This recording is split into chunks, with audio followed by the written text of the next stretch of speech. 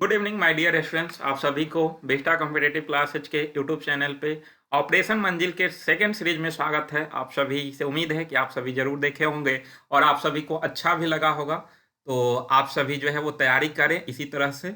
और आपके लिए काफ़ी महत्वपूर्ण सीरीज है जो आपको काफ़ी जो है वो सहायता करेगा एग्जाम में। तो आप सभी देखते रहें। और इसमें एसएससी जीडी स्पेशल खासकर है और देखा जाए तो सभी कॉम्पिटिटिव एग्जाम के लिए आपको यहाँ से रिकॉल करने के लिए काफ़ी मदद मिलेगी, इसलिए आप सभी जरूर देखें। और आज हम लोग ऑपरेशन मंजिल के सेकंड सीरीज को देखेंगे जो काफ़ी इंपॉर्टेंट है आपके लिए। तो यहाँ से लगभग 10 से 11 प्रश्न है जो आप देखेंगे और प्लीज़ आप सभी कमेंट करते रहें कि आप 10 या 11 में कितना मार्क्स ला रहे हैं ताकि मुझे पता चले और आप देखते रहें। बिल्कुल आपसे उम्मीद है आप बेहतर करेंगे इसको देखकर। तो आइए आज के जो महत्वपूर्ण प्रश्न है उसको देखते हैं। तो एक नंबर प्रश्न है, भारतीय संघवाद किस देश की पद्धति पर आधारित है? यानी कि भारतीय संघवाद संघवाद किस देश के संविधान से लिया गया है? तो आपको कल हम लोग देखे थे कि संविधान सभा का निर्माण कैसे हुआ था और कहाँ से कितने सदस्य लिए गए थे, ये सारे प्रश्न को हम लोग देखे थे। और आज देख रहे हैं, आज आपको 10 से 11 जो प्रश्न मिलेंगे उसमें है कि जो है वो भारतीय संविधान का निर्माण हो रहा था तो वो स्रोत कहाँ से लिए गए थे। जैसे हम जो है वो बहुत देशों के संविधान से कुछ स्रोत लेकर जो है अपने संविधान का निर्माण किए थे। तो कौन कौन स्रोत कहाँ से लिया गया था, लगभग परीक्षा में 1-2 प्रश्न यहाँ से उठते हैं। तो ये 10 से 11 प्रश्न है जो आपके लिए काफ़ी महत्वपूर्ण है और इसे देख लेंगे तो आपको यहाँ से प्रश्न नहीं छूटेगा, इसलिए आप ये प्रश्न पे ध्यान देंगे। तो वो स्रोत है, तो उसी में आपका भारतीय संघवाद किस देश के संविधान से लिया गया, तो इसका आंसर हो जाएगा आपका कनाडा, 1 नंबर। तो ध्यान रखिएगा कि भारतीय संघवाद कहाँ से लिया गया, तो कनाडा के संविधान से लिया गया था। तो इसका आंसर 1 नंबर होगा। अगले प्रश्न पे चलते हैं। 2 नंबर प्रश्न है, भारतीय संविधान में उद्देशिका का विचार लिया गया है। यानी कि उद्देशिका जिसे हम लोग प्रस्तावना कहते हैं, कल ही पढ़े थे कि भारतीय संविधान सभा के सामने पंडित जवाहरलाल नेहरू के द्वारा 13 दिसंबर 1946 को उद्देश्य प्रस्ताव या उद्देशिका को पेश किया गया था, जिसे संविधान सभा ने 22 जनवरी 1947 को अपनाया था। तो उसी उद्देशिका का विचार कहाँ से लिया गया था, तो इसका आंसर हो जाएगा सी नंबर, यूएसए। ध्यान रखिएगा उद्देशिका यानी कि प्रस्तावना कहाँ से लिया गया था, तो ये संयुक्त राज्य अमेरिका से लिया गया था। लेकिन यहीं पे आपको नोट में मिलेगा कि उद्देशिका की भाषा ऑस्ट्रेलिया के संविधान से लिया गया था। यानी कि उद्देशिका लिया गया था संयुक्त राज्य अमेरिका से, लेकिन उसकी भाषा को कहाँ से लिया गया था, तो ऑस्ट्रेलिया से लिया गया था। तो इसे ध्यान रखेंगे क्योंकि यहाँ से लोग फंसते हैं इस प्रश्न में, उद्देशिका की भाषा है या फिर उद्देशिका है। तो ये दोनों पॉइंट पे आप ध्यान रखेंगे। तो चलते हैं नेक्स्ट प्रश्न पे। 3 नंबर प्रश्न है, भारतीय राजनीति में सर्वोच्च है। यानी कि भारतीय राजनीति में सर्वोच्च स्थान किसको मिला है या सबसे ऊपर कौन है, तो इसका आंसर आप लोग दीजिएगा जरूर। इसका आंसर आप लोग बगल में कॉपी कलम रखेंगे और देखना है कि आपको 10 या 11 प्रश्न में आप कितना सही कर रहे हैं और उसे कमेंट बॉक्स में कमेंट करें ताकि मुझे पता चले कि आप 10 या 12 में कितना कर रहे हैं और कैसे कैसे आपका जो है नंबर बढ़ते जा रहे हैं। तो ये सारे चीज़ को हम देखेंगे, इसलिए आप जरूर इसे कमेंट बॉक्स में कमेंट करें। तो भारतीय राजनीति में सर्वोच्च कौन है, तो इसका आंसर बी नंबर हो जाएगा, संविधान। यानी कि सबसे ऊपर संविधान है भारतीय राजनीति में। तो इसे ध्यान रखेंगे, संविधान सबसे ऊपर है। अगला प्रश्न है, 4 नंबर प्रश्न कह रहा है कि न्यायिक पुनर्विलोकन कहाँ के संविधान से लिया गया था।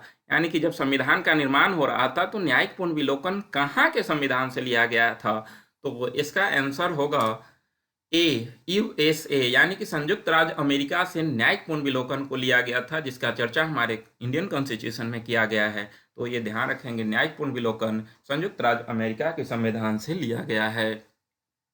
अगले प्रश्न पे चलते हैं। 5 नंबर प्रश्न है, मौलिक अधिकार की अवधारणा कहाँ के संविधान से लिया गया है।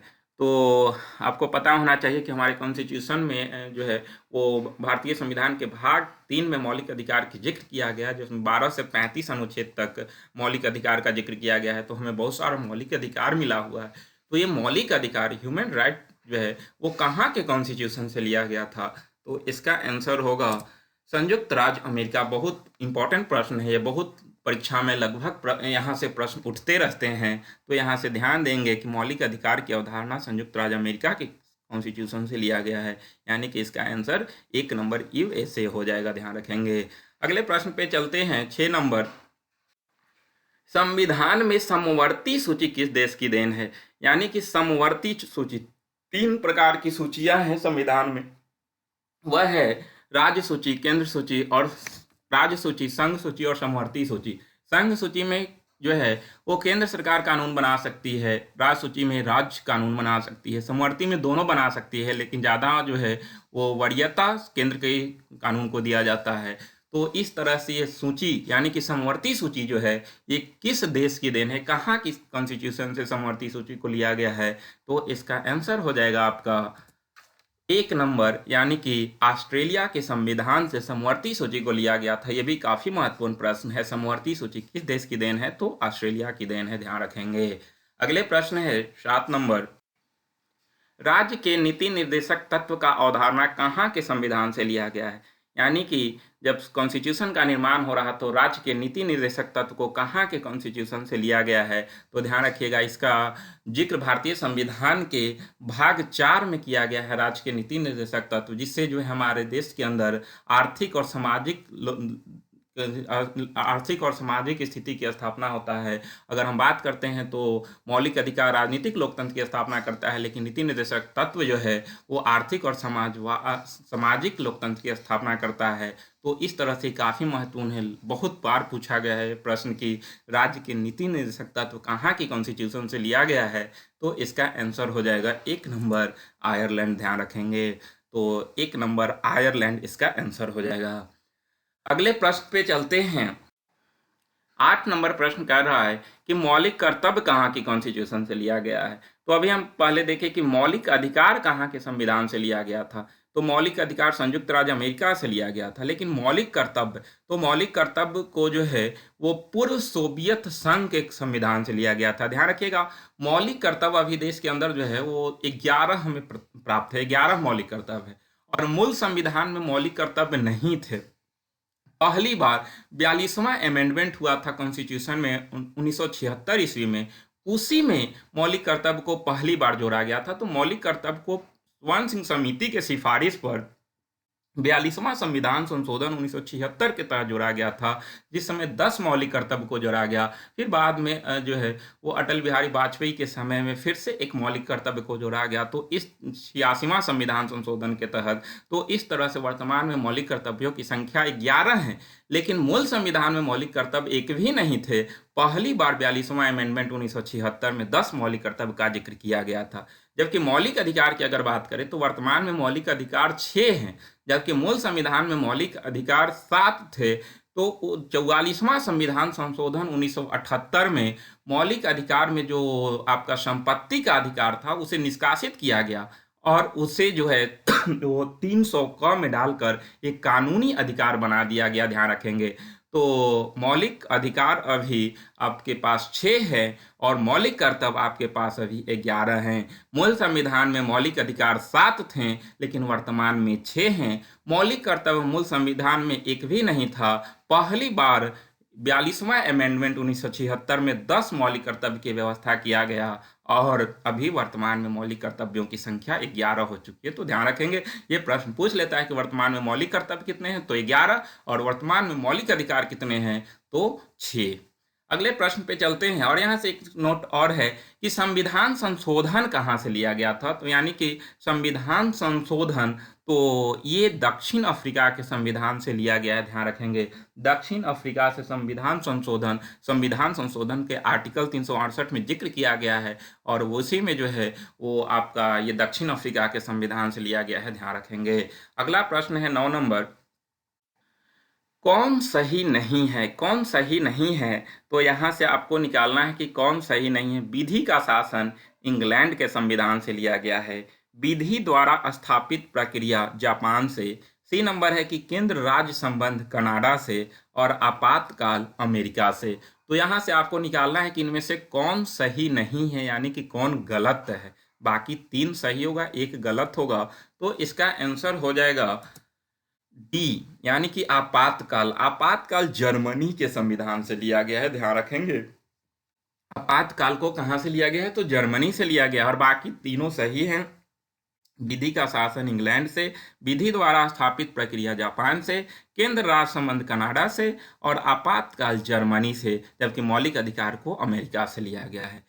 आपका नीचे उपराष्ट्रपति का पद दिया है। अभी देश के अंदर एक उपराष्ट्रपति होते हैं जो राज्यसभा के पदेन सभापति होते हैं, तो उपराष्ट्रपति का पद लिया गया है यूएसए से, संयुक्त राज्य अमेरिका से, ध्यान रखेंगे।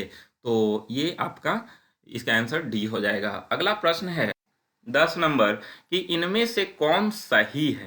तो आपको निकालना है कि इनमें से कौन सही है, तो आप इसको निकालें। आपका सही होता है या गलत होता है, बिल्कुल जो है देखें आप कितना 11 प्रश्न में से कितना सही करते हैं, बिल्कुल आप बताइएगा। तो इसमें से एक नंबर ऑप्शन है कि गणतंत्रात्मक व्यवस्था कहाँ से लिया गया है, तो इसका दे रहा है फ्रांस। बी नंबर है कि राष्ट्रपति के निर्वाचन मंडल, तो ये आयरलैंड। राष्ट्रपति पर महाभियोग, तो यूएसए यानी कि संयुक्त राज्य अमेरिका। सभी सही हैं, तो इसका आंसर बिल्कुल सभी सही होगा। गणतंत्रात्मक व्यवस्था फ्रांस से लिया गया है, राष्ट्रपति के निर्वाचन मंडल आयरलैंड से लिया गया है, राष्ट्रपति पर महाभियोग संयुक्त राज्य अमेरिका से लिया गया है, और इसका आंसर सभी सही होगा। तो इसका आंसर डी नंबर हो जाएगा, ध्यान रखिएगा। नीचे कह रहा है कि राज्यसभा में राष्ट्रपति द्वारा 12 सदस्यों का मनोनयन, यानी कि अभी वर्तमान में राज्यसभा में 12 सदस्यों को राष्ट्रपति मनोनीत करते हैं, तो ये व्यवस्था आयरलैंड के संविधान से लिया गया है, ध्यान रखिएगा। यानी कि राष्ट्रपति द्वारा 12 सदस्यों को जो राज्यसभा में मनोनयन किया जाता है, ये व्यवस्था कहाँ से लिया गया, तो इसका आंसर आयरलैंड हो जाएगा, ध्यान रखिएगा। ये भी काफी महत्वपूर्ण है आपके परीक्षा की दृष्टि से। अगले प्रश्न पे चलते हैं। 11 कौन सही है, तो ये भी आपका जो है वही प्रश्न है, कौन सही है। तो इसमें आपका ए नंबर में कि संसदीय शासन प्रणाली, तो संसदीय शासन प्रणाली कहाँ के संविधान से लिया गया है, तो एक नंबर में इसका है ब्रिटेन। एकीकृत न्यायिक प्रणाली ब्रिटेन, एकल नागरिकता ब्रिटेन। तो इसका आंसर क्या होगा, आप लोग निकालें। तो इसका आंसर डी नंबर हो जाएगा, यानी कि संसदीय शासन प्रणाली ब्रिटेन से, एकीकृत न्यायिक प्रणाली ब्रिटेन से, एकल नागरिकता ब्रिटेन से। इसका आंसर सभी सही है। तो आज का 11 प्रश्न आपके लिए था, और इस 11 प्रश्न में हम पॉलिटी के एक चैप्टर आपका जो है संविधान में विभिन्न देशों से लिया गया स्रोत को जान लिए। एक चैप्टर को 11 प्रश्न में हम सॉल्व कर दिए। तो आप इसे रिकॉल करें, आप इसे बार बार देखें, एक बार समझ में नहीं आया तो 2-4 बार देखें, लेकिन आप जो है वो तैयारी करें। आपके लिए हम मेहनत कर रहे हैं, आप भी करें, और इस तरह से देखिए कि आपकी सफलता कोई नहीं रख सकती है और आप अपने मंजिल को हासिल कर सकते हैं। तो ऑपरेशन मंजिल इसीलिए नाम है क्योंकि आपको ये ऑपरेशन मंजिल तक पहुंचा देगी अगर आप सही से इस क्लास को फॉलो करेंगे तो। इसलिए बिल्कुल आप सभी फॉलो करें और क्लास को लाइक, सब्सक्राइब, शेयर करना ना छोड़ें। अगर नए हैं तो सब्सक्राइब करें और पुराने हैं तो शेयर करें। तो इसके साथ आज यहीं तक, मिलेंगे फिर नेक्स्ट वीडियो में आप सभी के साथ। तो आप सभी को बहुत बहुत धन्यवाद। आप सभी अपने लक्ष्य की ओर अग्रसर रहें। ठीक है, बहुत बहुत धन्यवाद।